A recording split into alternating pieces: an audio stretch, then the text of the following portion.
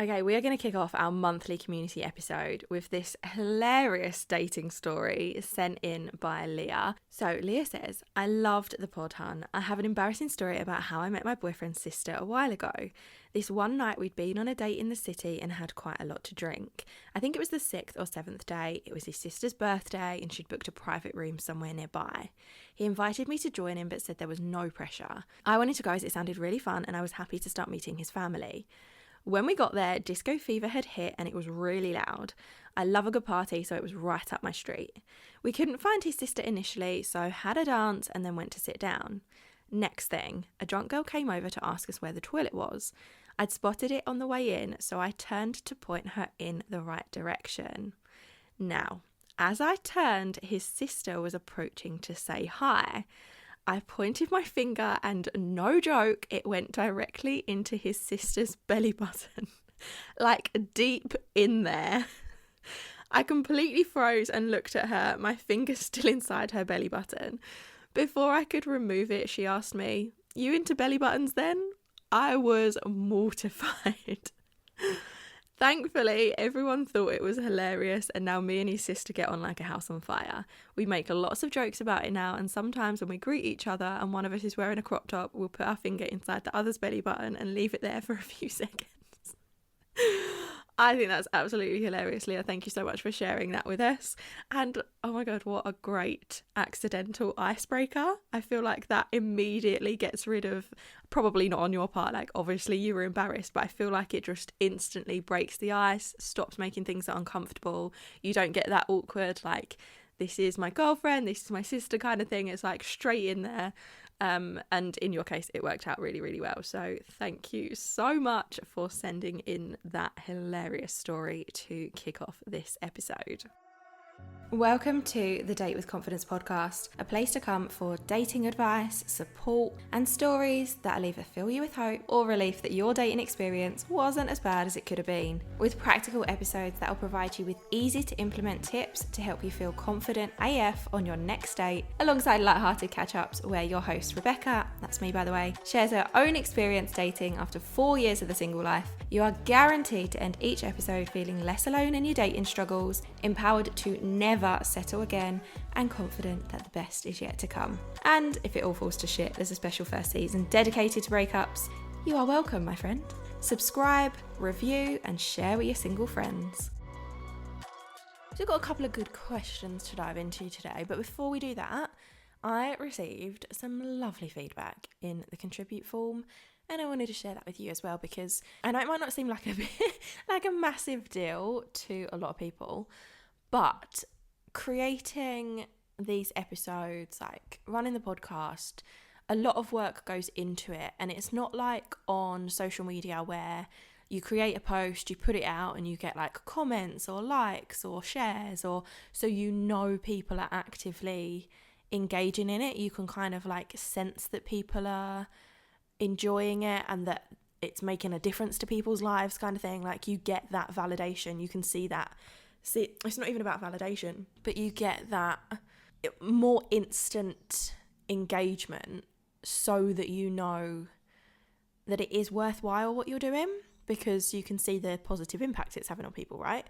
And when you create a podcast, it's very different because you don't have that same like back and forth with people like you do on social media. Now, obviously, we've got the contribute form, so I get your questions, I get your queries. That's amazing.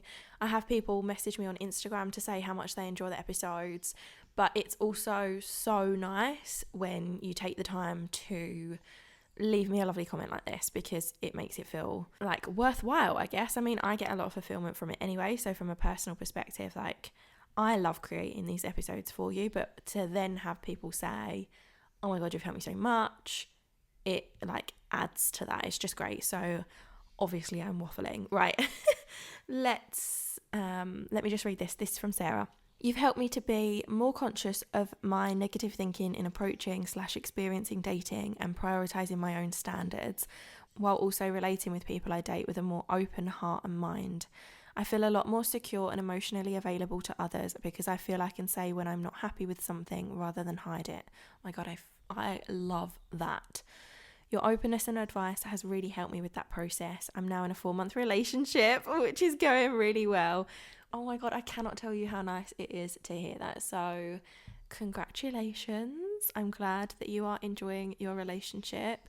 And the thing that you say here about the fact that you can actually say when you're not happy about something, I cannot tell you how important that is, that me sharing this podcast has helped you with that, because I was the person who was terrified of speaking up. Like, I put up with so much shit because I was so scared that if I turned around and said, actually, that's not okay with me, they'd walk out and leave me.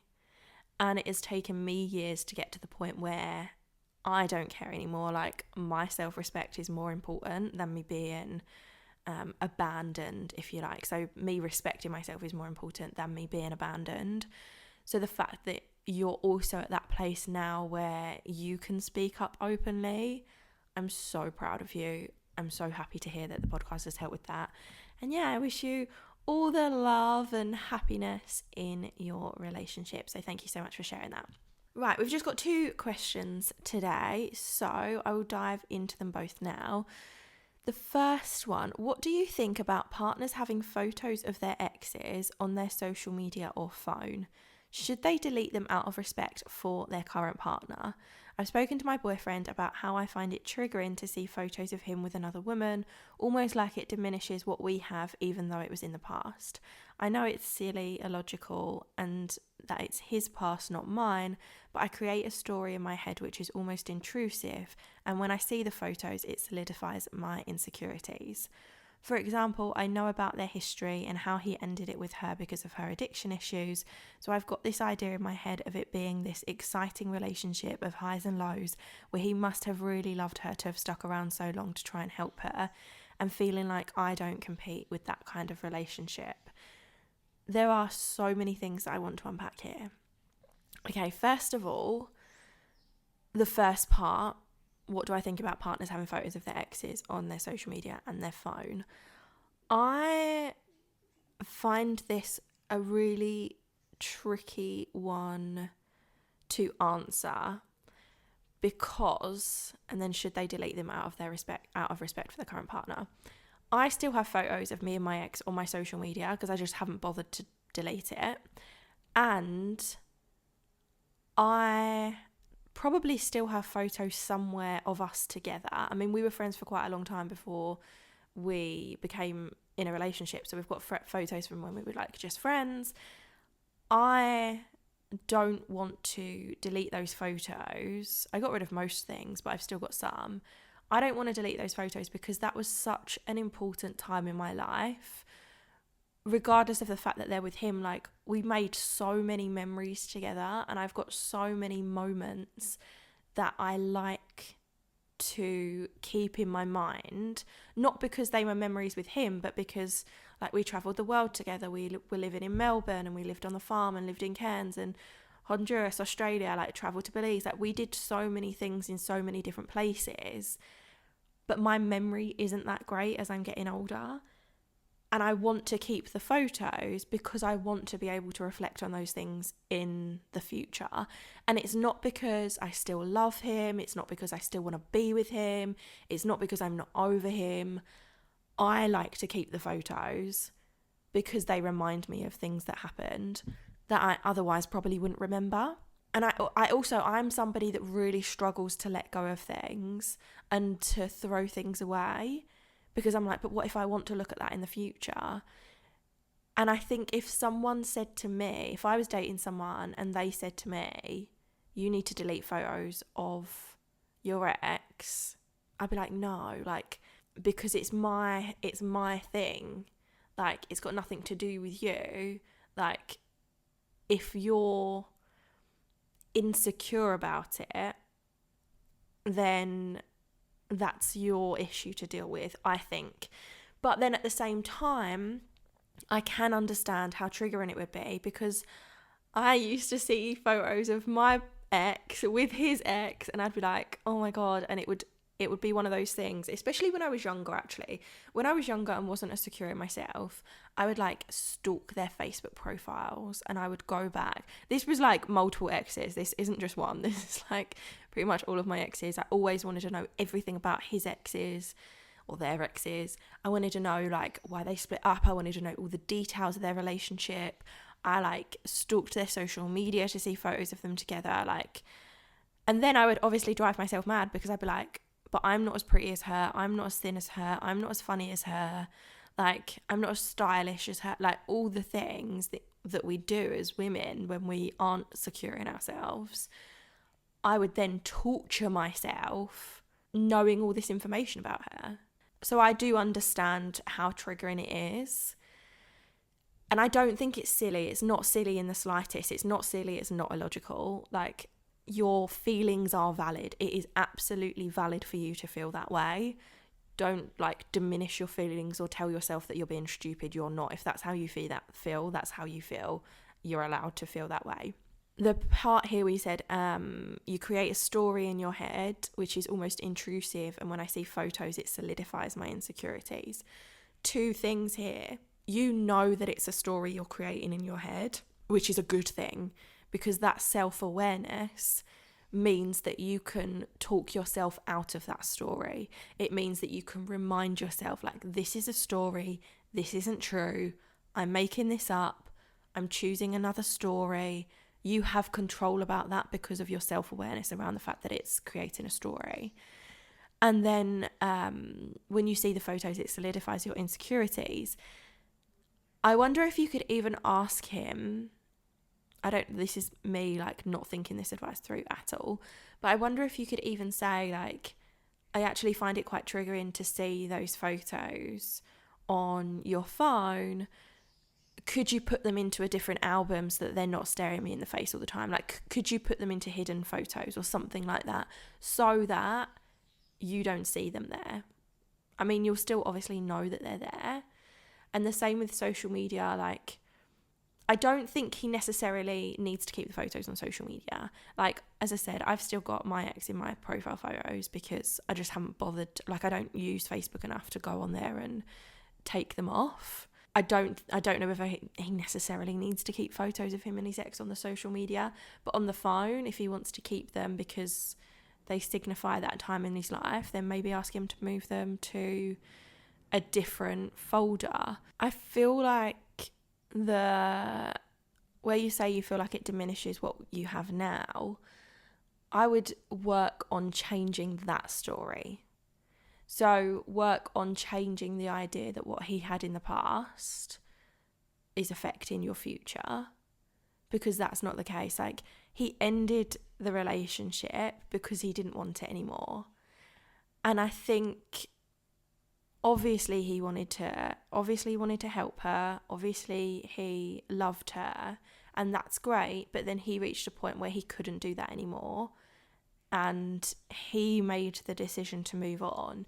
If he had still wanted to be with her, he wouldn't have ended the relationship and he wouldn't be with you now. And I think where you said this exciting relationship of highs and lows, I think maybe that needs to be reframed in your mind, because I don't think it's exciting highs and lows. I think it was probably more of a traumatic roller coaster as opposed to an exciting roller coaster.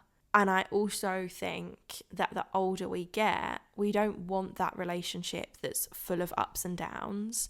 And I'm sure he probably feels the same. I'm sure he is much happier in a steady relationship as opposed to something where he's not going to know where he stands, where he's not going to know what's going on, where he's not going to know what the mood's going to be, where he's not going to know whether he needs to save someone. Like, if he wanted to still be in the other relationship, he'd still be in the other relationship, right? He's with you. I think the best things that you can do for yourself around this, do speak to him again and just see if there's a way that you can both compromise so that he still feels like he can have his memories without it triggering you in that way. And I think controlling the thing that we can control, which is always ourselves, I would work on your insecurities, look at the stories that it's telling you and rewrite those stories. So I have a process that I call the switch your story process. It's like 4 steps. I've probably talked about it on here before. It's one of the exercises that's in the confidence course. But the first part of it is to uncover the story that you're telling yourself. So literally get a pen and paper, write down all the things you're telling yourself about this scenario, write everything out. And then once you've got all the stories written out, write them into the complete opposite. So that's step 2, is rewriting them. So it's rewriting all these stories into the opposite, because they are just stories and you get to change them. You get to switch your story at any time. Then the third layer is preventing the story. So preventing these intrusive, triggering thoughts. And you do that by working on your confidence daily. So whether it's working on your mindset daily or doing a practical action like making sure you do your hair and makeup, or in this scenario, making sure you have plenty of quality time together where you don't feel insecure about his past, whatever that is, it's the prevention stage. And then step 4 is reprogramming your mindset by repeating more positive mantras to yourself, or positive affirmations, or positive stories. So it could be something along the lines of, I am so secure in who I am. I love myself for who I am. I am an amazing partner. Whatever it is you need to repeat regularly to stop yourself feeling insecure about his past. So we went a lot deeper than I anticipated for us to go with that question. I hope it was helpful. Please do go back to the contribute form if you want to follow up. Maybe one day we will do that thing where I do it so that you can send me voice notes. That would be really cool, wouldn't it? So that you can actually voice note your questions in, so that it's easy to reply. But anyway, I hope that was helpful. Now, our second question: how do you stop yourself from future faking and keep things easy breezy? Now, I know future faking is something that I encourage you not to do, but I am like queen of the future fake. Like, I shit you not, I was on Hinge the other day and I stumbled across this guy's profile, and instantly I was like, he's the one. This is what we're going to do. We're going to have our life like this, and this is the dates we're going to go on, and this is what our life is going to be like. And I can't help it, but it's like I see a photo of someone and then I instantly can project this like 10-year vision in my mind around how that's going to work out. And this is probably a bad thing, but this is how I like choose whether I want to match with someone or not. It's almost like I make this decision around the type of person they are before I, like, just from reading their profile, which is not a good thing to do. Like, I know it's not a good thing to do, but it's just who I am and I can't actually help it. It's something that I'm definitely trying to work on. But I think sometimes we can't help future faking with someone, especially if the dates are going well. But I think the most important thing is you having the awareness that that is something you do, because then when you are having these I don't know how to describe it, like delusions or these like future faking scenarios in your mind, like when you're going through those moments, you can rein yourself back in and be like, I know what I'm doing right now. Like, I'm gonna, like, this is just me projecting what I want to happen. This isn't necessarily how things are gonna play out. Bring yourself back down to earth a little bit and go back to that like more realistic state. I think in some ways future faking is nice, like it's good, it gives us hope, it gets us into that like excitable energy, like it makes us feel good. It's better than the alternative, which is like convincing yourself that every man's a dickhead and you're never going to find love and dating so hard and all that kind of stuff. I talked about in one of the earlier episodes like the mindset shifts you need to make when you're dating. I'll link that episode in the show notes because I think it's quite toxic to have that have those thoughts that everything's going to go wrong. But I think honestly, like, I think just having the self-awareness, and then whenever you're going into those moments where you are future faking, reminding yourself that's what you're doing, just to bring yourself back down a little bit. When it comes to keeping things easy breezy, I would say if you are someone that's impulsive, and if you're someone who does get a bit excitable, like I've got ADHD. I'm actually going for the official assessment in a couple of weeks, which has only taken like 18 months to get, so I'm really excited about that. But as someone with ADHD, like I am very impulsive, and I can also act from a like anxious space. Not so much now, but definitely when I first started dating. So in my mind, it's almost like I want to manipulate a situation, if you like. So I'll impulsively send a message, or if I'm feeling a certain way. I did this with the guy that I dated last year. I remember messaging him like a big long message to say that I was feeling insecure about something. I can't even remember what it was now. It was the delusional guy that I talked about last year. But I remember feeling a certain way and literally like pouring out to him how I was feeling about like my fear of rejection and feeling insecure, and this is uncertain because it's new to me. And I think that is the opposite of easy breezy.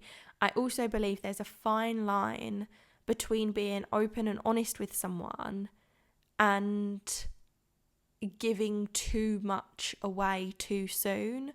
Like, I think when you're in a longer term relationship, if that's how you're feeling, absolutely express those feelings. If you've been dating someone for a month, 2 months, absolutely express those feelings. I did that with a guy that I was dating at the start of the year when I weren't happy with things.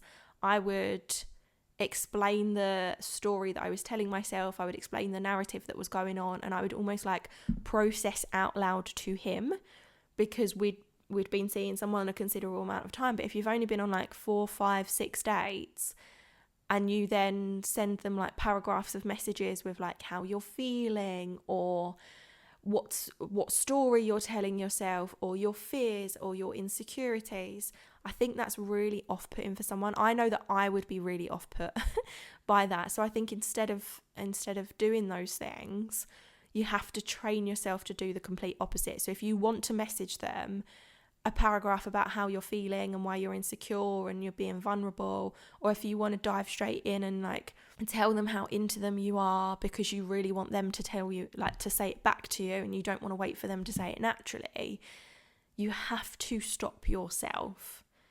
And I know it's very hard, but message your friend instead. Come to the Confident AF or the Loved Up membership and message us in the group there. Like, send the message to yourself. Get it off of your chest, but just don't send it to that person, because that's not easy breezy. I think it's a bit about having self-awareness and then self-control, and knowing that the impulsivity is likely going to lead to you feeling bad about yourself down the line, and we don't want that to happen. I guess that's my kind of like roundabout answer. And I think ultimately it does come down to you feeling secure in yourself, to you feeling confident in yourself, to you not being anxious. I've got an episode coming up. I don't know whether it's going to be next week or the week after, but it's how to overcome anxious attachment when dating someone new. So that's going to be really helpful for you to go back to that easy breeziness. So I really hope that this episode was helpful. I hope that those answers were helpful. As I said, you can contribute your own questions to the Date with Confidence podcast by going to datewithconfidencepodcast.com/contribute. You can follow up to the questions that I've shared. You can leave me your lovely feedback, because that's always nice. You can even share your own dating tips, share your dating stories. Like, that would be great. I love hearing other people's dating stories. So if you've got a funny dating story to tell, come drop that in the contribute form. Thank you so much for listening, and I will see you in the next one. Thanks so much for listening to the Date with Confidence podcast. I hope you've enjoyed this episode. Subscribe, rate and review, and share it with your single friends.